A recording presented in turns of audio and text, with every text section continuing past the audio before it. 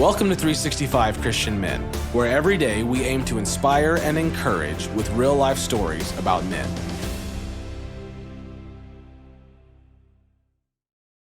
August 3rd, Gene McGuire. Gene McGuire started down a wrong road when he was very young. Apart from God, he had no hope. But on this date, in 2008, the Holy Spirit whispered to Gene, "Bow low." This is what happened. Depend on yourself and limit your future. Depend on God and miracles happen. Gene McGuire blocked out the clang of cell doors, the roar of voices, the jingle of keys and locks. Prison noise no longer fazed him. Gene's life sentence had begun when he was a sophomore in high school. So for most of his life, his home had been a prison cell, and it would likely be for the rest of his life. His appeals for a reduced sentence had been repeatedly rejected. Thankfully, it was Sunday. Gene pulled on the approved white t-shirt. Then he grabbed his Bible and he sat on the metal stool attached to the small metal desk. He turned to a particular passage, Isaiah 51:14, where it says, "He who is bowed down shall speedily be released." "Bow low," said the Holy Spirit. Gene knelt by the desk. "No, lower." Gene leaned forward till his forehead touched the concrete. "No, lower." To keep his white shirt clean for church, Gene supported his chest with his hands as he stretched out on the floor. "Lift your hands," said the Holy Spirit. Gene obeyed. All of his weight, legs, torso, head, pressed into the cold, hard concrete. "That's how I want you to live," said the Lord, "totally dependent on me. If you depend on yourself, you can have only what you can get. If you depend on me, you can have what I can give." Later, as Gene entered the prison chapel, the Holy Spirit spoke again. "Sit up front. Don't serve today." "But Lord," he thought, "I'm supposed to pass out hymnals." As an elder, Gene helped with Sunday services. "No, sit." Gene sat for the whole service. As the worship band closed with an old hymn, Gene sang along, "I surrender all."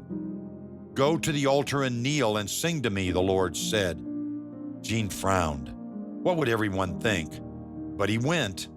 When he knelt, God's presence caused him to sob. Gene felt a hand on his back. Bowed before the Lord, he worshiped. "Brother Gene," the pastor said, "come and close in prayer." When Gene stood, he was stunned. Behind him were about 150 guys on their knees. The Spirit whispered, "I am looking for one man to be obedient." Gene lived another 2 years of his life sentence. Then, despite strong recommendations and a powerful resume, his 5th request for commutation was denied. Gene cried. He told God he was grieved, hurt, and he was confused.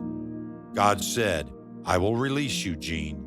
It's not going to be based on what you have done or who you know. I'm going to release you." 2 months later, Gene received a letter from an attorney.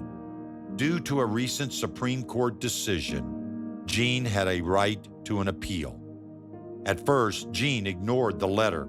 He had suffered so many disappointments, but the Holy Spirit nudged him, and the process began.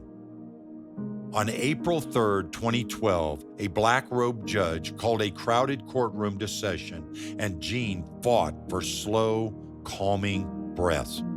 Shackled and handcuffed to a chain around his waist and wearing the bright orange shirt of an inmate, Gene awaited resentencing. Finally, the judge said, "The defendant shall rise." Gene had been in prison since he was 17. 34 years, 9 months, and 15 days. The judge declared his sentence was served.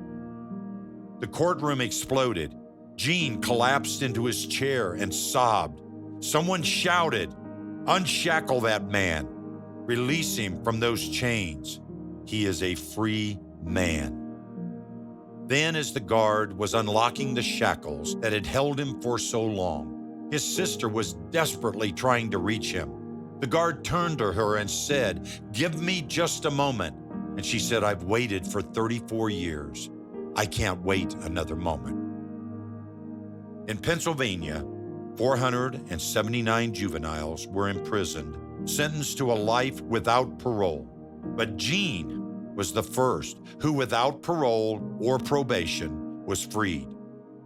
When Jean bowed low, God fast-tracked Jean's liberation. Who do you routinely depend on? Depend on yourself and limit your future. Depend on God and miracles happen.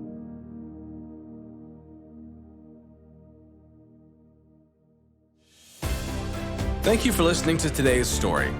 Every day of the year, our hope is to inspire you with real-life stories of faithful men who have gone before us. For today's story, we have a free one-page group discussion sheet available on our website. Please join us tomorrow for another story at 365christianmen.com.